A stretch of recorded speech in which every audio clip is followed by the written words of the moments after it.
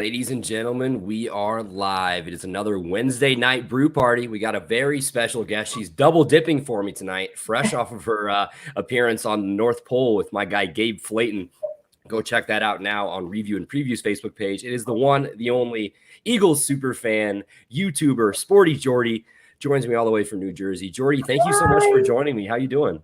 I'm good. Thank you so much for having me. Absolutely. Welcome to the party. So you told me you were excited to crack your Coors Light. I got a Busch Light here, so we'll go ahead and get that going. I said crack and then I have bottles, but I already twisted the tap off. Same thing. Now you were more prepared than I was.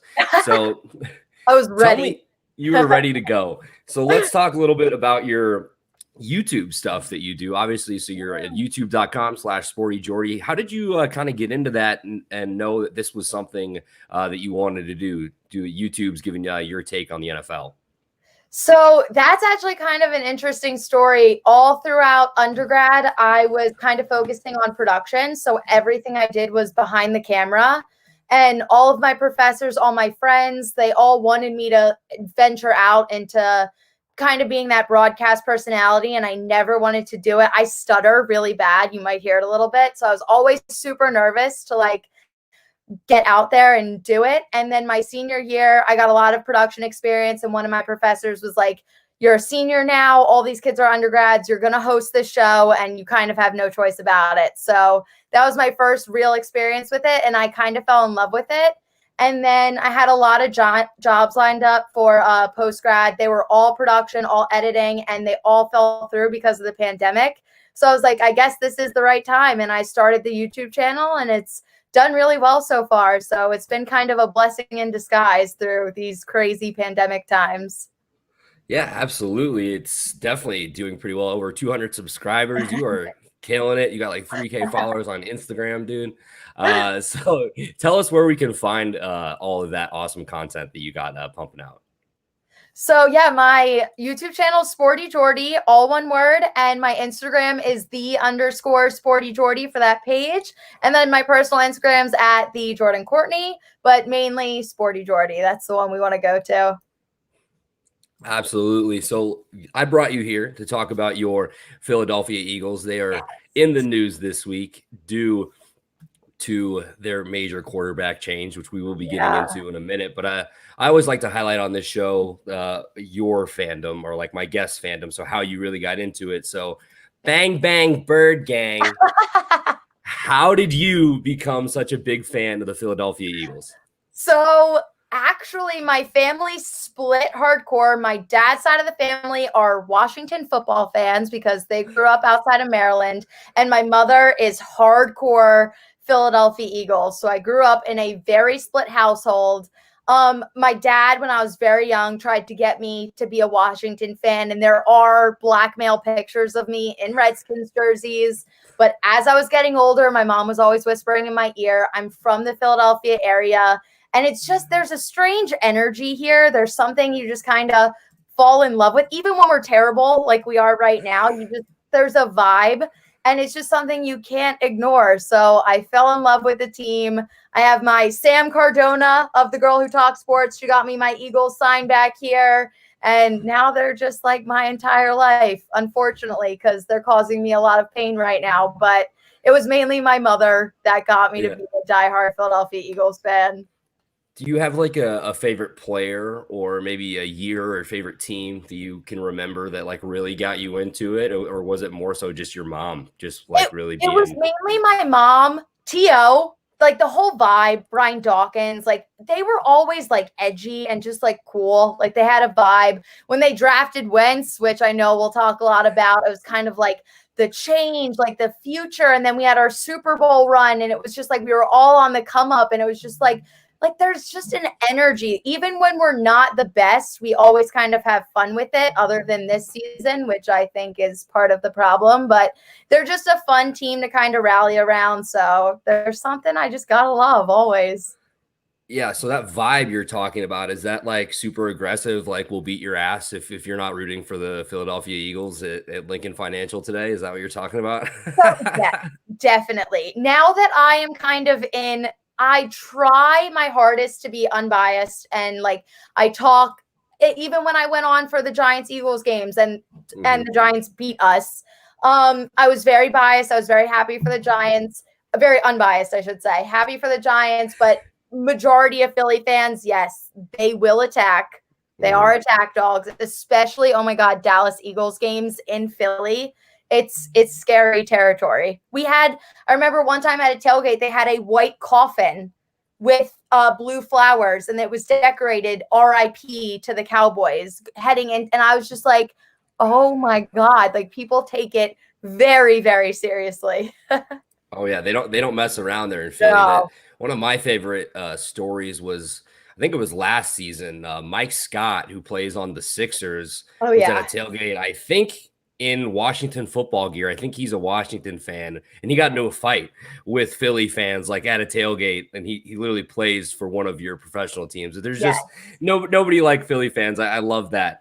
So let's do a quick little recap of your game last week. I know you just did that with Gabe and Kevin on a review and preview, but I want to pick your brain about it a little bit. So Packers 30, Eagles 16.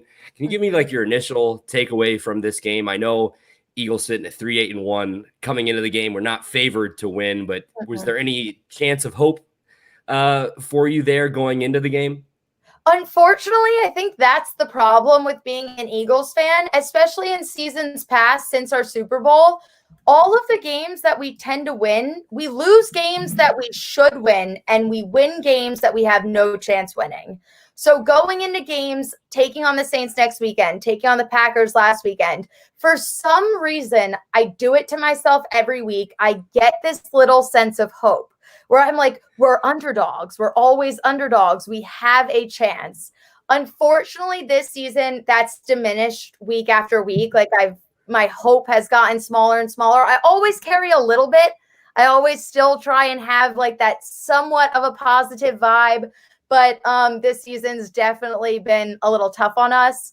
So going into it, especially after we played the Packers last season, we held Aaron Rodgers at the very end of that game. It was like 1st and goal, and we held them. And then there was a penalty, and they had another chance. And like we did everything we had to win that game. So for some reason, I think that also gave me a vibe that maybe we could pull this off. But the 2020 Eagles team is different than what we've seen in a very long time. So it's something I definitely have to adjust to. I know exactly what you're talking about, being that, cynical fan. Like I told you, I'm a Bears fan. So this season has just been an absolute anomaly. You had a great start. I had a great start. So that would be why I'm during this 7-game win streak. I'm like, all right, we suck. We're probably not going to win, but what if? Like I do that with all my teams. Like I'm a University of Illinois fan as well, because I live in Champaign, which is where the U of I is. And I do that every weekend when they play football as well. So it's just, I know how to root for those teams that are always underdogs. We're like, so you're saying there's a chance, or it's like that. It's like that GIF or that meme. It's like just when I thought I was out, they pull me right back in. So tell me a little bit about this game. So what kind of went wrong this time? I know at least for me, it stuck out. I believe Miles Sanders only touched the ball 10 times for 31 yards. Yeah, no, especially against the Packers, I was praying that we would run the ball. Unfortunately, there's always hope. Yes. I think our biggest problem is play calling. And I think not even just in this game, all season, it's been a problem that we consistently run into. It just felt like nobody was on the same page. And early on, that I saw this against the Seahawks too. Our defense stepped up very early on. They did everything that they had to, but our defense can't necessarily hold us the entire time. It really hasn't worked so far. They always have a strong start, but then it just looks like they get tired. Our pass rush was, especially against Aaron Rodgers, you have to step up. Nobody did. It was a hot mess express the entire time.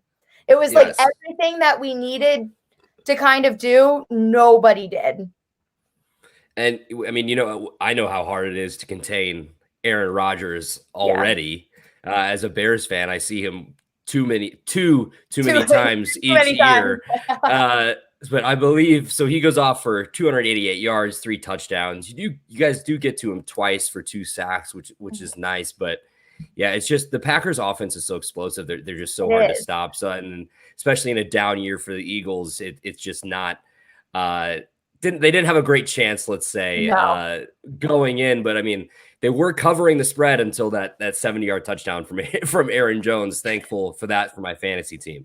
So as a whole, like you mentioned play calling this year, what would you say has been the biggest problem for the Eagles? Is it Carson Wentz's performance? Is it the injuries on the offensive line? You mentioned play calling. Does the defense get any blame here as well? What is the biggest problem here in Philadelphia? Unfortunately, I think the biggest problem is that it's a little bit of everything. It's not that I think I'm one of the very few last people. I'm still a Carson Wentz believer long term. So while Wentz isn't stepping up to the plate here, I don't think he's necessarily to blame.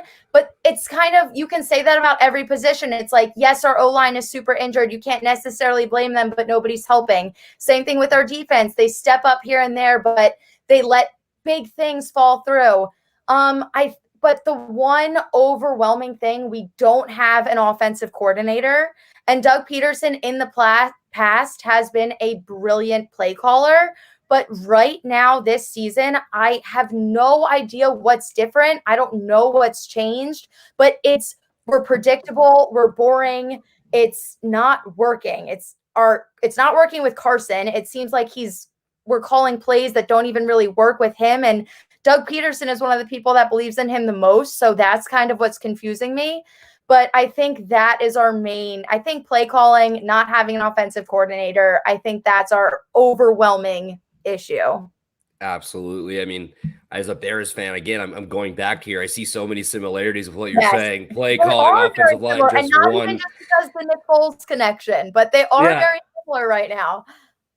We will get to. I'll have a question for you about Nick Foles Okay. later. That we'll get to that. But I mean, I like what you said. If we pull up Wentz's stats here, it's just really been probably his worst year as a pro. So league leading 15 interceptions, 16 touchdowns, which I believe is his least since his rookie season. He's only completing 57% of his passes. He's also been sacked 50 times, which is a league leading as well. And I believe he's lost over 300 yards just due to those sacks. I mean, I think it's like 326 yards, which also leads the league, which if you look at that as a whole, like it's 3 football fields of just him being sacked, of amount of yards you're losing here. So sad. Who's more to blame here? Does Pederson need to get any of this blame? Do you blame the offensive line? Like it's not all on Wentz here, in your opinion. No, I don't think it's all on Wentz. And I will say, I understand where people are coming from. I think Wentz holds on to the ball way too often. I think he's most comfortable running out of the pocket, throwing the ball while he's scrambling. So in the pocket, when we don't have an O-line, I think that's where a lot of the issues are coming from. The O-line, they're terrible, but you also can't put too much of the blame on them because it's a lot injuries. Like we are so broken. I remember at one point our only 2 healthy offensive starters were Jason Kelce and Carson Wentz. So when we're changing positions on a regular basis, I think there's a lot of confusion. I think Carson Wentz doesn't feel comfortable. I think there's just a lot of stress. So that's why, unfortunately, I think a lot of this relies and goes back to Doug Pederson, because I don't think he's being smart about handling the situation at all. Because also, if you think about it, Wentz is having all these issues. We drafted Jalen Hurts. It took us until last week to actually really utilize him, other than a snap here and a snap there. Greg Ward, one of our wide receivers, was also a college quarterback. So I think if our O-line's having all these issues, if we're having all these problems, there are so many creative ways that we could make our offense stronger and try and trick opposing defenses to try and get points on the board, but we're just not doing it. And absolutely. I think that's a big point as well. Yeah, Jill Banks, thank you so much for tuning in. Thanks for the comment, Jill. She says it's mental. He doesn't trust his line, and I think that's a huge deal. Yeah, I don't think he feels comfortable. He doesn't feel, if you don't feel comfortable, you're not going to be able to play well. He's not going to want to step up in the pocket and make throws that need to be made by an NFL quarterback. So was this kind of something that you saw coming before the season? Like, can you tell me a little bit about what your expectations for this team before the year were? Because I'm sure you weren't expecting them to be sitting at 3-8-1 behind the Giants and the football team in the NFC beast, we'll call them now. Going into this season, I thought our biggest competitor was going to be the Cowboys. I knew their defense was struggling. In my first YouTube video ever, my NFC prediction was Eagles, Cowboys, Giants, Washington. And now looking at it, it's so crazy to me. And saying that, I didn't think the Eagles were going to be good. I knew it was going to be a rebuilding season, but I also knew we were in the NFC East. And on paper, this should be our season. It should be easy road for us to get into the playoffs.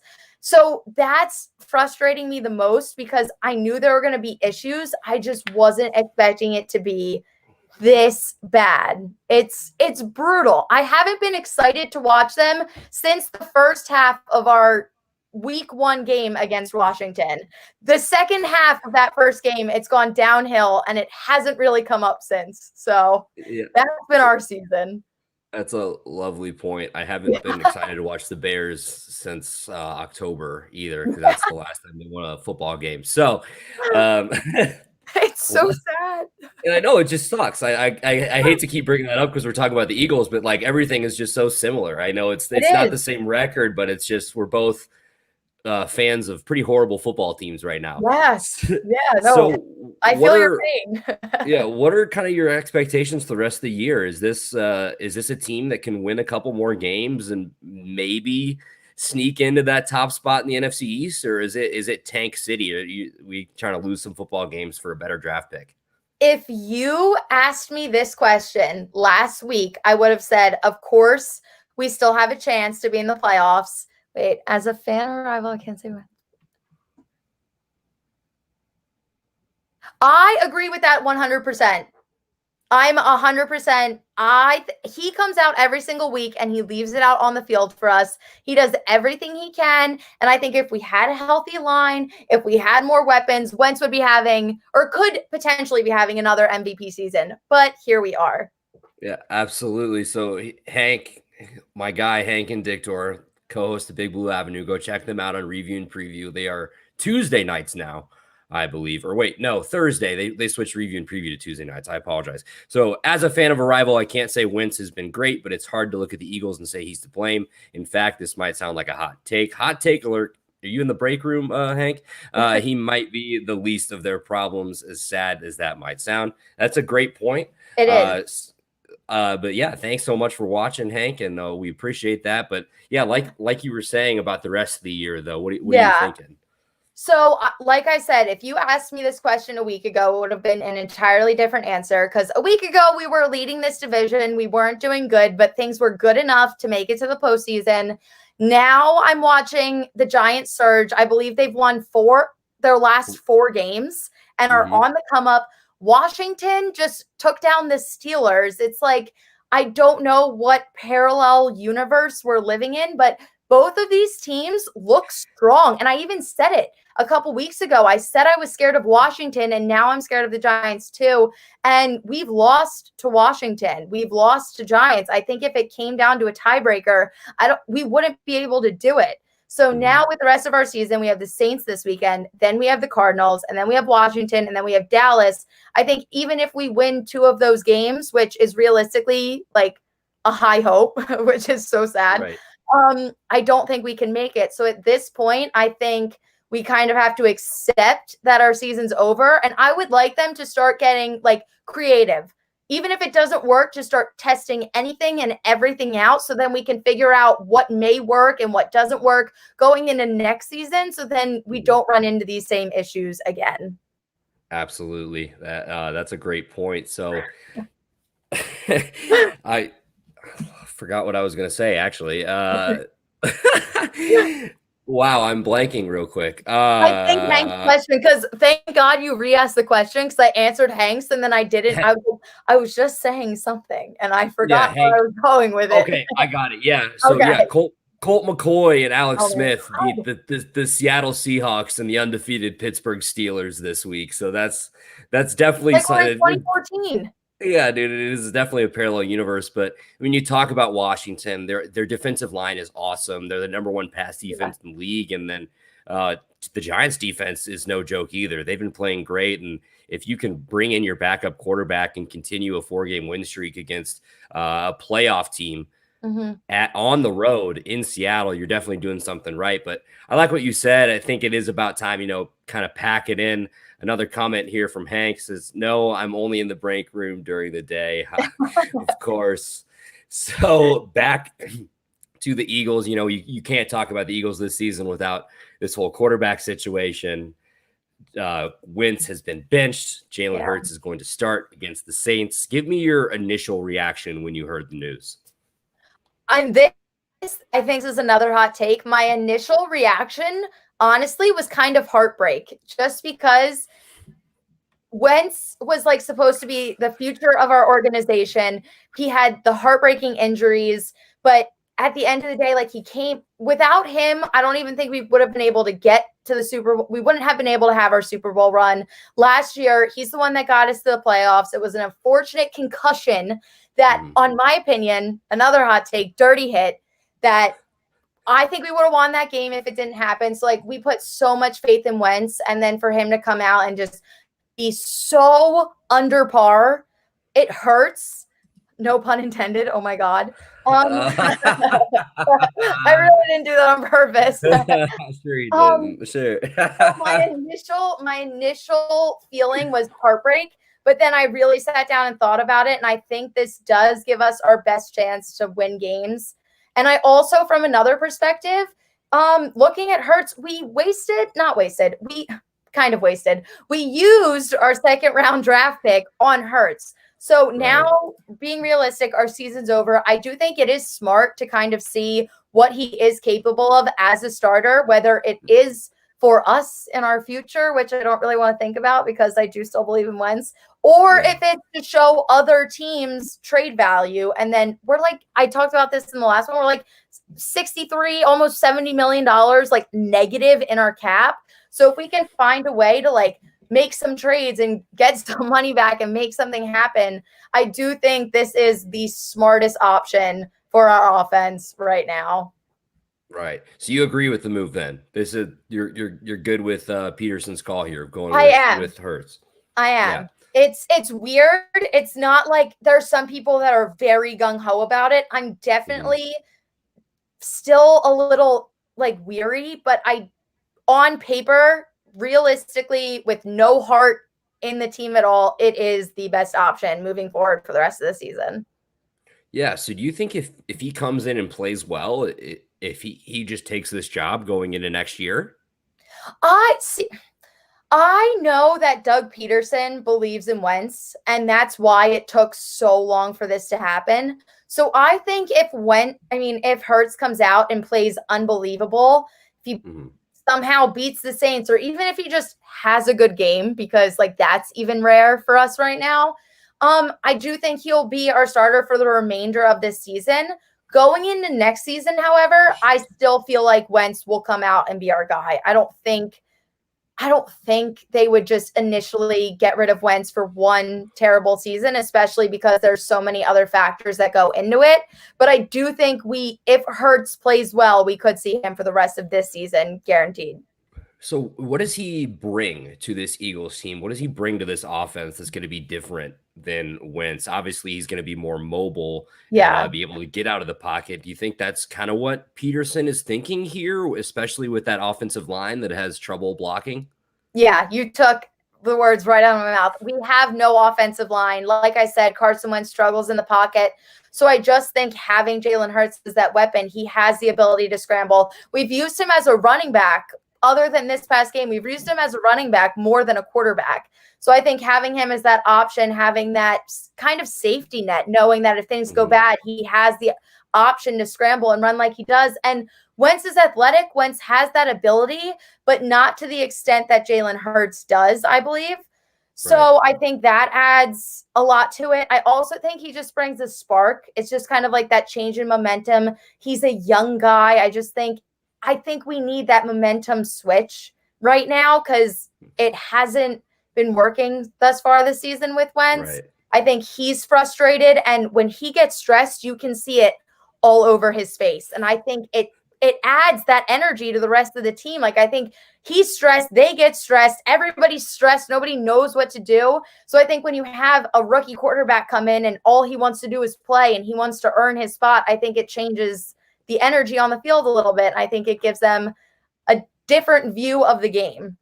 Right. So, I mean, you mentioned being used more as a running back. He's ran the ball more than he's thrown the ball. 17 rushes, 82 yards. He's averaging almost 5 yards per carry, which is awesome, especially out of a quarterback. And then as far as passing goes, 8 for 15, 142 yards, 1 touchdown, 1 interception. Those came last week against the Packers. So, yeah, I think you have to like the move, just something different. It reminds me again of the Bears bringing Mitchell Trubisky back, a guy that can get out of the pocket and, get that change of pace, maybe get you a couple yards when Wentz or Nick Foles would kind of just crumble back there. And I like what you said about Wentz. You can see when he gets frustrated, he gets as red as his hair. So let's move on.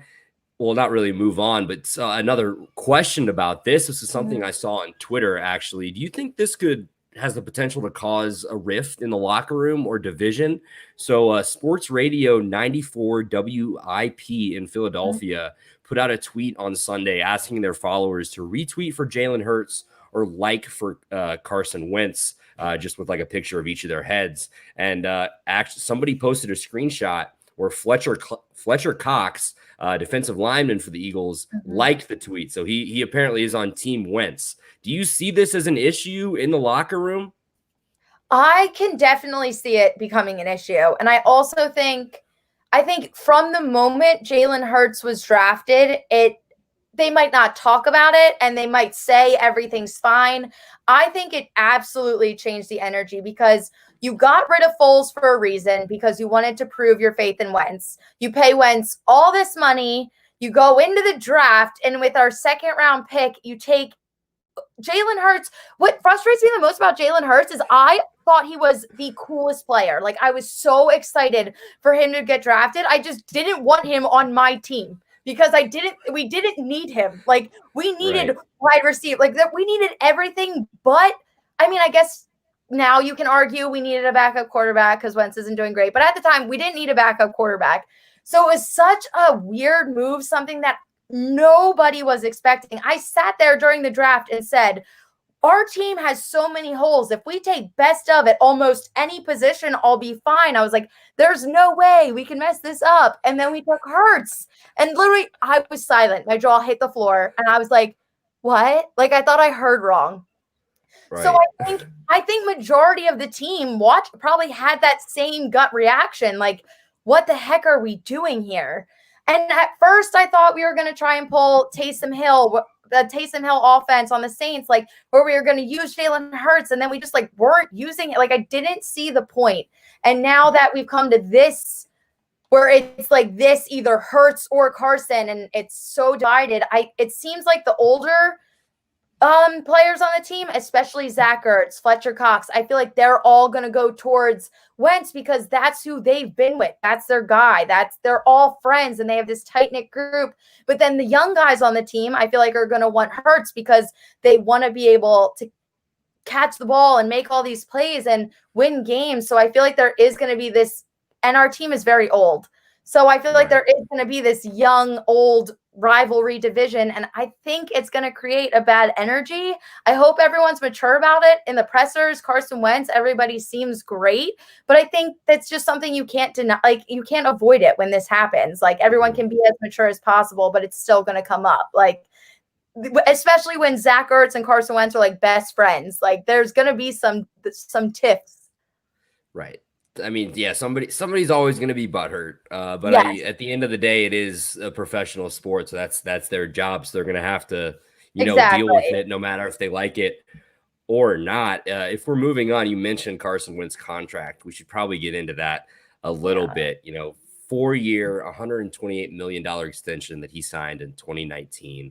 I think I have his contract information pulled up right here. So right now, he's only making his salary is just over $1 million. plus a pretty big signing bonus and roster bonus. So his current cap hit is about 18 million. Next year, that's going to jump up to a cap hit of $34 million, with his base salary being at $15,400,000 or $15.4 million. We'll say that. What are your thoughts? Do you think this could hurt his potential to move on from the Eagles? Do you think this hurts his trade value? Let's say Hurts comes in, plays really well, and they decide to go a different way.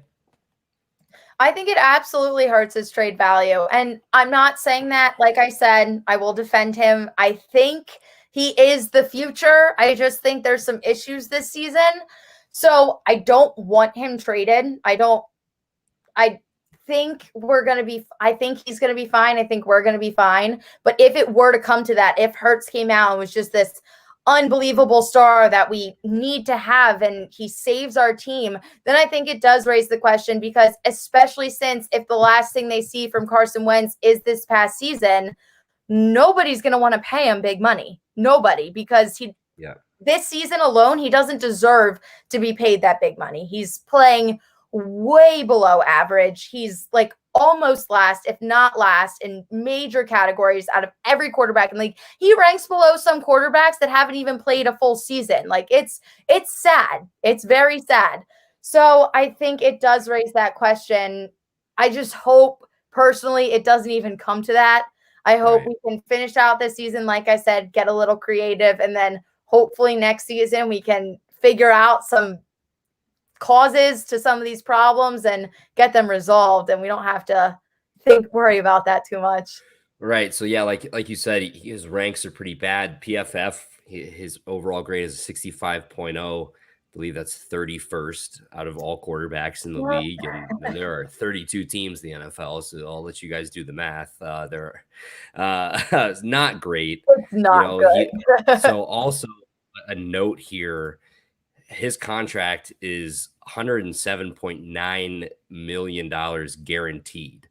So whether or not he stays on the team long term, he's paid. That money is coming to him. Is this more on Howie Roseman, the GM? I know Doug Pederson was a big part of getting this deal done. Wanting to show confidence in Carson Wentz. Is this you put this more on the front office here, or is this more on Pederson, kind of vouching for him as his guy? I feel like a lot of it is Pederson, because I've heard in all of his pressers, he believes in Carson so much, and we've seen this throughout. They have a very comfortable relationship, and I think that's why it's taken us so long to even put. There's been so many games where we could have put Jalen Hurts in at the half and it would have made sense and it would have been better. It would have maybe given us a chance to win a couple extra games. But Doug Pederson didn't want to make that move because he wanted to prove to Carson, I believe in you. He wanted to give Carson that chance. Clearly, it wasn't working out for us. I do think from what I've heard on all social media and Eagles posts, blogs, websites, articles, there's a lot of controversy within the front office. Apparently, a lot of people are on different pages. So I think there's a lot happening there that behind closed doors that nobody even really sees. So I don't know if they're all on the same page, but I know Doug believes in Carson. So I think a lot of that probably came from him. And this season, obviously, it's not working out for us. And I think a lot of people can say we paid him too early and it's not going to work out. And all I want is for him to prove those people wrong down the road and be like, look, I had one tough season and I'm sorry, but we're back. And hopefully everything ends up okay. But because like you said, he has so much guaranteed. If it doesn't work out, we're taking a hit no matter what. So there's really no bright side for us unless Carson can perform the way we wanted him to and the way we were expecting him to. So hopefully we can get there. Yeah, I think if you guys even if you guys cut him next year, it's still the cap hit is still going to be at least $77 million. Yeah. So it's just a ridiculous amount of money.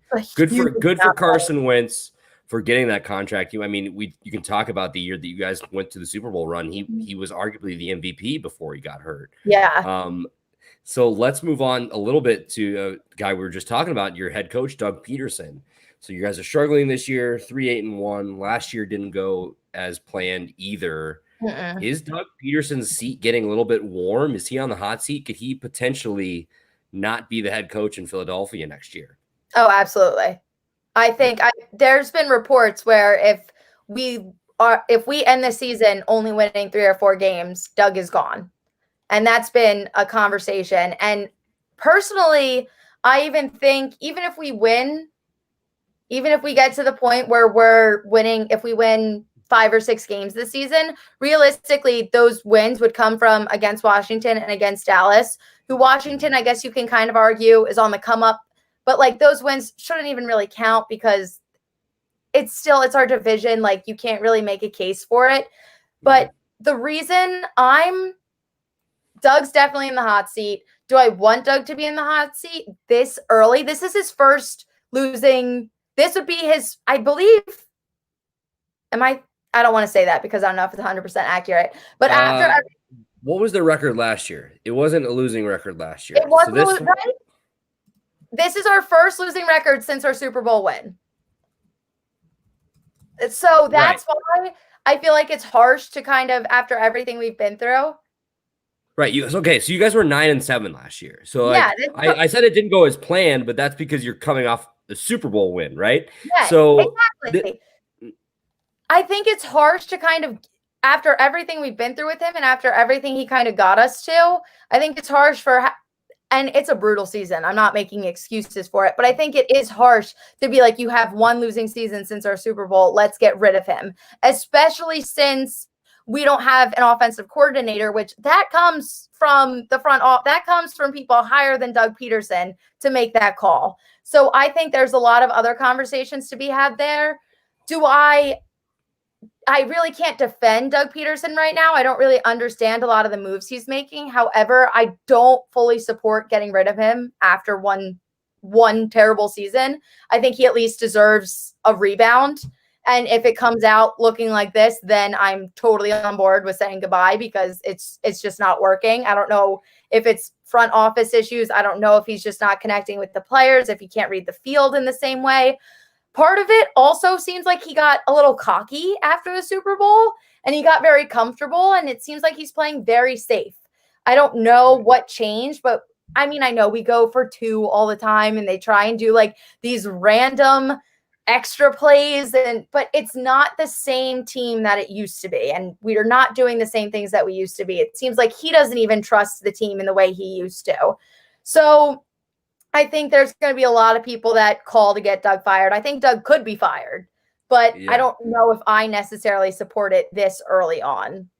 Again, I'm going to go relate this back to the Bears. Matt Nagy's job has been called for. I'm calling for Matt Nagy's job. I'm calling for Ryan Pace to be fired as well. And in 2018, Matt Nagy had the Bears at 12-4, and he was the coach of the year. Another interesting note, Anthony Lynn, the Chargers head coach, was the runner-up for that job, or not that job, for that award in 2018. And now he's on the hot seat. I think that just goes to show like how like the I don't want to say culture of the NFL these days, but just like how it is. Like each team and each fan base, they want results and they want them now. Yeah. That shine as like a first-year head coach as Nagy and Anthony Lynn. I know Pederson's been there a little longer than those guys. It wears off very quickly. Yes. So I mean, I like Doug Pederson. I think he is a good head coach. Like you mentioned, you guys go for 2 all the time. You're a threat to go for it on 4th down. Do you think that teams have kind of like figured out, I don't want to say his little moves because that sounds, but it's probably become a little bit more predictable to stop that. If you're like, okay, we're probably going to see them go for 2 here, or, hey, we're probably going to see them go for on 4th down. Actually, I think it's interesting. The Packers are have the highest percentage of going for it on 4th down this year. Yeah, I feel like teams have kind of figured us out, and not even just that. I just think the way we go about play calling, it's so much safer than it used to be. And we've always, like, I don't think anything's really changed. We always went for 2 a lot. Like sometimes when we didn't even like have to go for 2, we would just go for 2 just because. And I think that kind of like threw teams for a loop. Like they didn't really know what to make of it. And so I do think, like you said, I think teams expect that from us, but it also just seems like we keep doing those things, but we're not executing in the same way that we used to. So it's just, I feel like there's no energy. There's like nothing that we used to do is working. And I think it's because, I don't know, it just seems like complete miscommunication, and it doesn't seem like there's any trust there. And you want to go for these extra crazy plays, but then you play them very safe. So it's very strange. There's a strange energy right now, and I don't really know what to make of it. And that's kind of why I think a lot of people are calling for Doug to get out, because I think they just need like a clean sweep in the organization. Like whatever we're doing right now isn't working. We need someone new to come in and vibe with this offense differently. But there's just a lot of questions right now. There's a lot up in the air. Yeah, I think there's something to be said about like going for it on those plays, but like getting too cute, like trying maybe something too much. It's like, okay, you gotta assess the situation a little bit better there. You love the aggressiveness and all of that stuff, but at a certain point, you got to do what's better for the team, and that's not always going for it. Exactly. So here's an interesting question. More likely to be in Philadelphia next season, Doug Pederson or Carson Wentz? I think Wentz is much more likely to be in Philadelphia than Doug Pederson. One, like we talked about, the money. I don't think they're going to just want to throw all of that away right off the bat. And for Doug, it's a lot easier. You can put more of the blame on Doug Pederson, because Wentz can go out there. Like I said, I keep going back to this play calling. We don't have an offensive coordinator. You can make that excuse as much as you want. In 2017, Doug was calling all our plays, and he was brilliant, and he was creative, and things were exciting, and they were working. He had a hand in making the playbook this season. I don't know what's different, but whatever is going on is not working.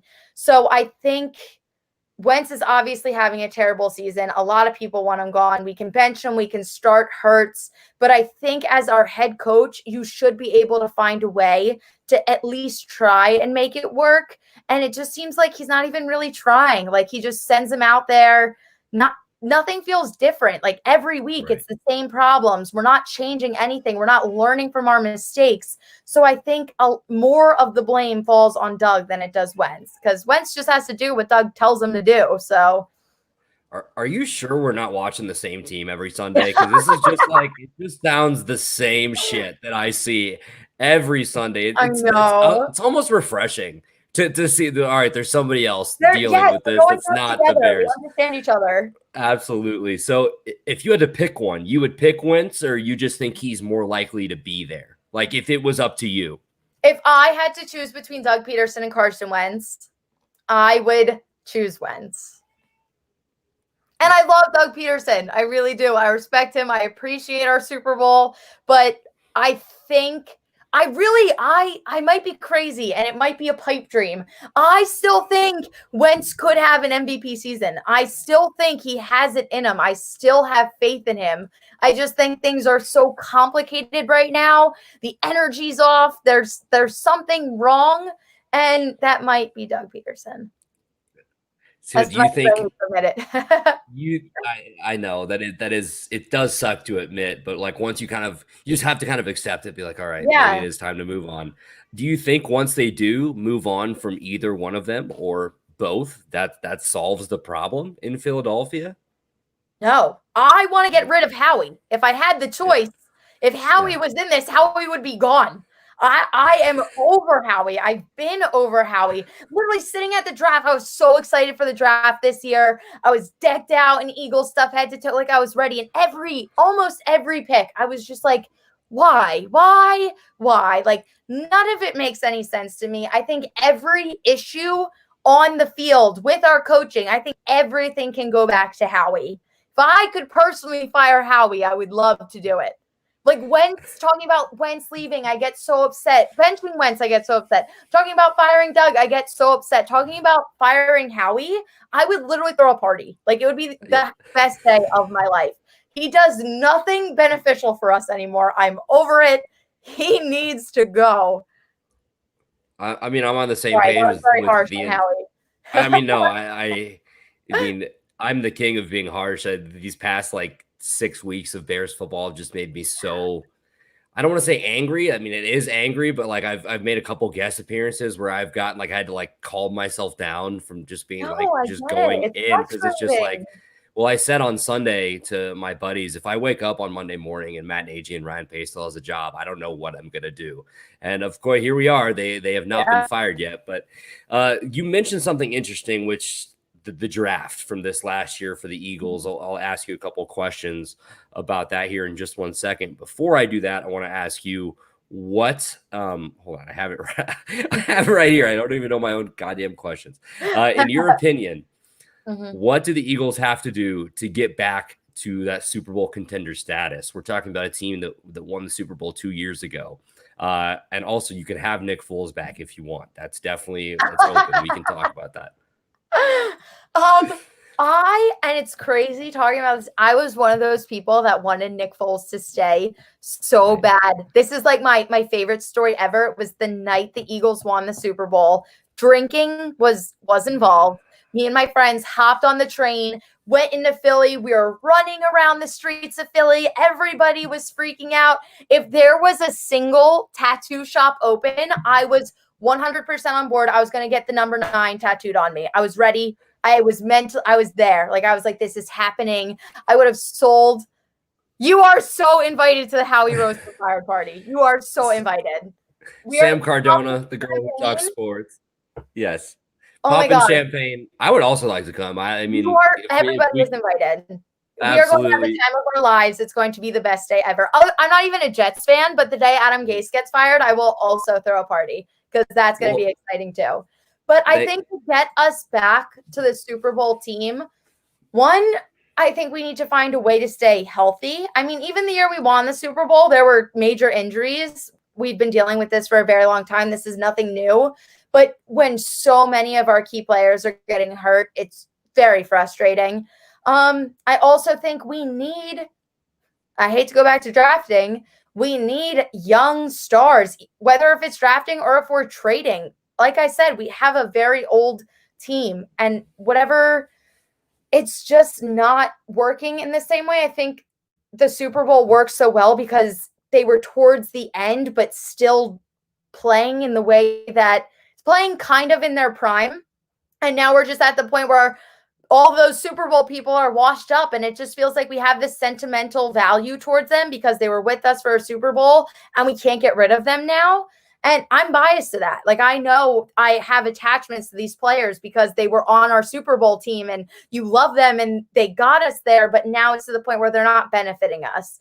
So I think it's just getting more weapons. We went back, we got Marquise Goodwin and Deshaun Jackson, old receivers that I don't think are going to be able to do what we need them to do and to get us there. And I just think we need young weapons. The Justin Jefferson, it's always a dagger to me because watching him have 1,000 yards in 12 games, it's painful. But we need people like that. We need to find a way to be smart and draft people like that or trade for people like that because I don't think we're going to be able to get back even to make a playoff run without anybody like that. Absolutely. So let's get into their draft from last year. We'll start with this comment from Henry and Dictor. What would you say was Howie's biggest mistake during his tenure? There's a couple. I think my personal favorite is JJ Arcega-Whiteside over Arcega over DK Metcalf. It's something, obviously, no one really would have saw it coming, but it's just kind of like how especially just looking at him as a person. Like, you see him there. Apparently, I've heard it was like a panic move. Like, nobody really like knew what they were doing, and they were running out of time, so they just picked this kid. But then also, you can top that. So we had that moment, and then we have the draft this season, and you kind of run into that same scenario. And instead of learning from our past mistakes, we literally remade the same mistake and did the same thing all over again. And I literally just sat there and said, why? Why? I tried to like find silver linings and stay positive, but now looking at our season, I'm just perplexed that we can still run into these same problems. Right. So, I mean, you're mentioning, so Jalen Reagor goes first round, Yep. 21st overall. Justin Jefferson now goes first round, 22nd overall. Yep. And then you guys take Jalen Hurts in the second round. Were these guys drafted too high in your opinion? Yes. And I said yes very quickly. Let me backtrack a little bit. Jalen Reagor, yes. And like, he had an amazing punt return for us this weekend. So like, I'm not going to totally bash him. I appreciate the good stuff. Like, if he's going to come out and do that, that's great. But like, we really haven't, he got injured. He literally is like a mini Deshaun Jackson. Everybody said that. And now we're seeing that even with the injuries as well. Jalen Hurts, like I said, I thought like I loved watching him in college. I thought his injury broke me. I was so hurt for him. When I heard he was going to be in the draft, I was so excited. I just didn't want him on my team, like, as I said. So Jalen Hurts, I don't think he went too high. He just shouldn't have come to us. Jalen Reagor, me and my mother were sitting watching the draft. They're showing just Eagles are on the clock. Justin Jefferson is sitting there on the phone. And I'm like, yes, Mom, me and my mom are so excited. We're like, we got him. They're talking to him. This is happening. And then all of a sudden the Eagles select Jalen Reagor. And I'm like, who? I didn't even know who he was. I'm researching it. I'm sitting there and I'm like, looking at his numbers, comparing all these people. And in the moment, of course, I tried to make the best out of the situation. I was like looking, he had like a bunch of different quarterbacks and his one quarterback was terrible. And I was like, all right, well, maybe he just needs somebody like Wentz. And once they're together, they'll be this unstoppable duo. Maybe they see something that we don't. But no, I just really wish we got Justin Jefferson. And also, on top of that, going into the second round, like I said previously, we could have taken best of at almost any position, and I would have been thrilled. Mims was still on the board, which we haven't really seen him yet, but I think he is also going to be an incredible receiver. So when we got Reagor and Mims was still on the board, I was like, yo, we could take him in the second round and have this really sick wide receiver duo. But no, we got a quarterback after we just paid our quarterback millions upon millions. So that's Howie Roseman for you. Yeah, it's just a head scratcher. It just really doesn't make sense. And every GM, you'd like to think, in every organization, every scout has their guy that they think is probably over others. And I'm curious to see what that draft room looked like that day, especially after the story about taking Arcega-Whiteside over DK Metcalf, which is just insane how he dropped to the second round. And he's everybody knows how well DK is playing this year. So he's so sad. he's awesome. He's so fun to watch. Let's talk about the offseason coming up for the Eagles. Are there any positions or things of heavy need that you think Philly should target in the draft or in free agency? I think O-line is our biggest, because I think like our Super Bowl run, like I said, we were super injured, and like even last season we made it to the playoffs on our practice squad. Like, we literally elevated practice squad players to our active roster game day, and they were making these like incredible plays. And like, people were making touchdown catches, and I was like, who are you? Like, I didn't even know who my team was at one point. Every person that was out there, I was like, never even heard this name before. And like, I was just rolling with it because that's just what we had to do. So I really think if we had a stable O-line, if Carson Wentz felt comfortable out there, then we could definitely make something happen, even with other pieces being broken, even with other injuries.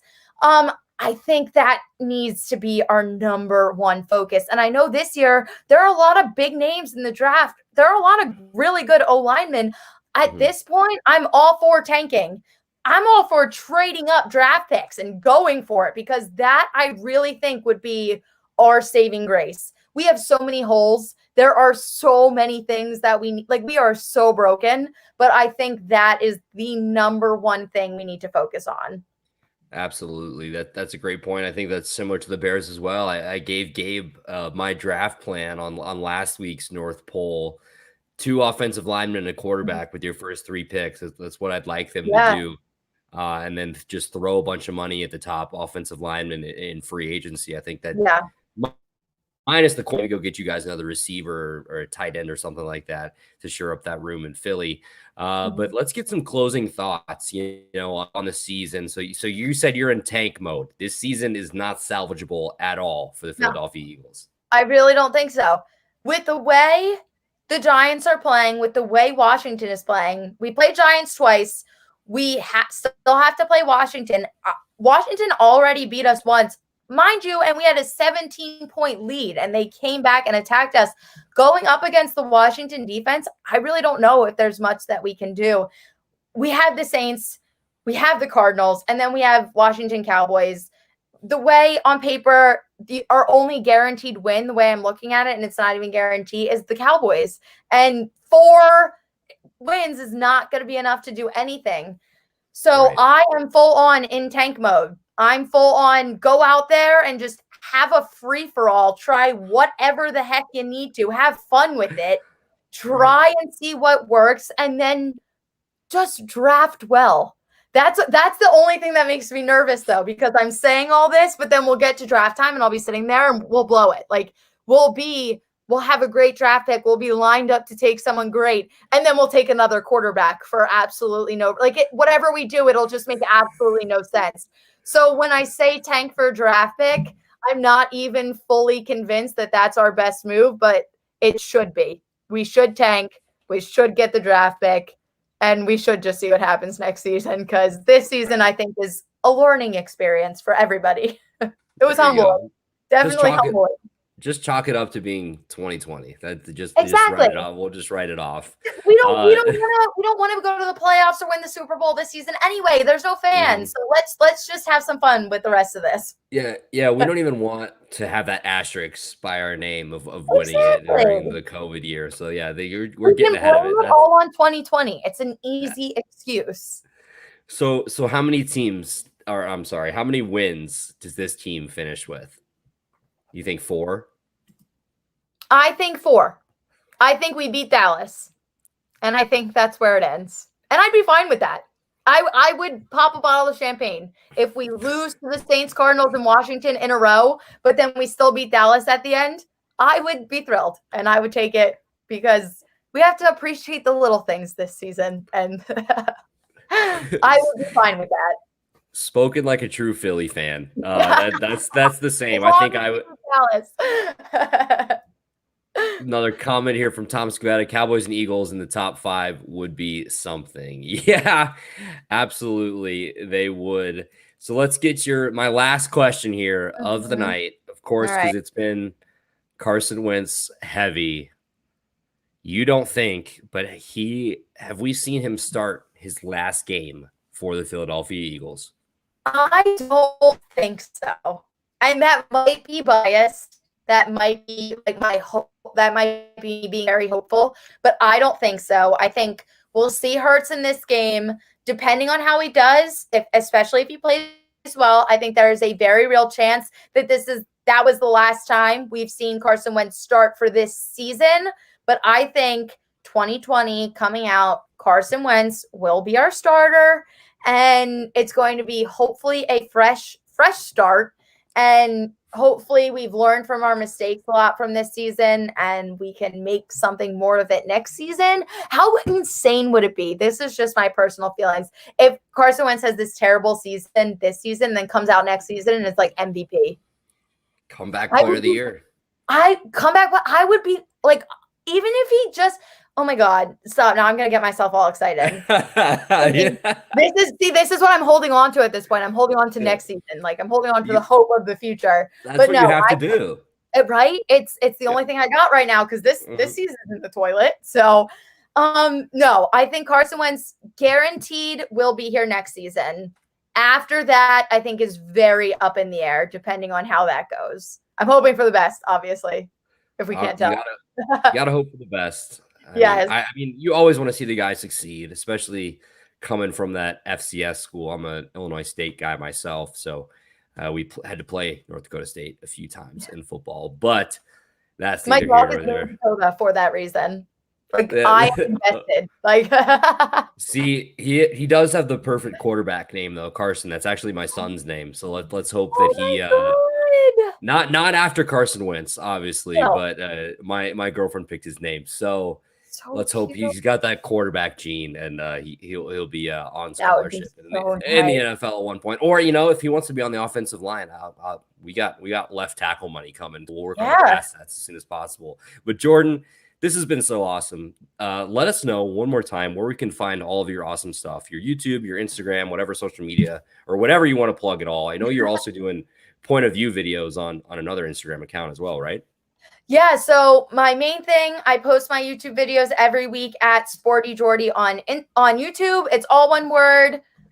You can see it down below. And then my Instagram at the Sporty Jordy. That's where I post all my updates. It's the best way to get in touch with me. My personal Instagram is at the Jordyn Courtney. And then I do post with the Sport Universe every Tuesday and Thursday. I do POVs 1 minute long. Every Tuesday, I'm recapping the past weekend. And every Thursday, I'll be previewing all of the games that are coming up. So I'm all over the place, doing the most right now. But Sporty Jordy every week on YouTube. Absolutely. Go check her out. I cannot thank you enough for joining me, Jordyn. This was such an awesome time talking about the Eagles, talking about the NFL. You got a quick Super Bowl prediction for me? Who do you got winning it all this year? Right now, and I've had this in my head for a while, and it's still sticking to be true. I think my favorite Super Bowl prediction, my best case scenario, would be Steelers, Packers. And I kind of want the Packers to win the Super Bowl. Especially because Aaron Rodgers got snubbed in the draft this year, and he kind of just came out and said, screw all of you. Like, I'm still Aaron Rodgers. I would love nothing more. I don't care who they play. Packers winning the Super Bowl. That's my dream scenario right now. Well, what a perfect way to end this show, Jordyn. God damn it. I'm sorry. It's okay. I mean, I can see it happening. Of course, it'd be my worst nightmare. But they're so good. They're so good offensively. They're so hard to stop. My only question is their run defense. There are a lot of ways to attack that defense. Yeah. And then I'll be curious to see if they have to match up with the Rams. I love their defensive line, and I think they create a lot of matchup problems for a lot of different teams. Aaron Rodgers is more mobile than people like to think in the pocket, though, so he can move out and still make those crazy downfield throws. So I'll be curious, but I also do really like the Saints. They've won 9 in a row. Their defense is playing really well. Do they get Drew Brees back or not? But yeah, that's a good prediction. Right. I love it. So a lot of good football left on the docket. Go follow Sporty Jordy on Instagram. Go subscribe to her on YouTube. She has awesome content, comes out every week. I love her take on the NFL. I loved everything you had to say about the Eagles. Awesome stuff that I wouldn't have known myself. So, ladies and gentlemen, this has been episode number 41 of the Brew Party Podcast. This is a live stream. Video available now on our Facebook, on our Periscope, and our YouTube. On Facebook at the Brew Party Podcast, on Periscope and YouTube at the Brew Party. Go follow Jordyn, like I said, at @the_Sporty Jordy on Instagram. This has been episode number 41. Audio for this will be out on Friday, along with a brand new edition of Maloney's Moneyline, our weekly gambling segment. Hopefully, Ryan and I can bring you some more winners. Absolutely atrocious past 2 weeks. We don't need to get into that. So brutal. The NFL is so hard, dude. 2 weeks ago, I was 1-10 2 weeks ago, and then I was 3-5 last week. So just not great. I gotta figure something out. If you got any good picks, good luck for me. It doesn't count. I know it just shouldn't count. We'll just stop the count. Stop the count. Yeah. If you got any locks for me, send those over. Let's get out of here. I'm rambling. Thank you so much, everybody, for tuning in. This has been the Brew Party Podcast. We're out of here. Bye.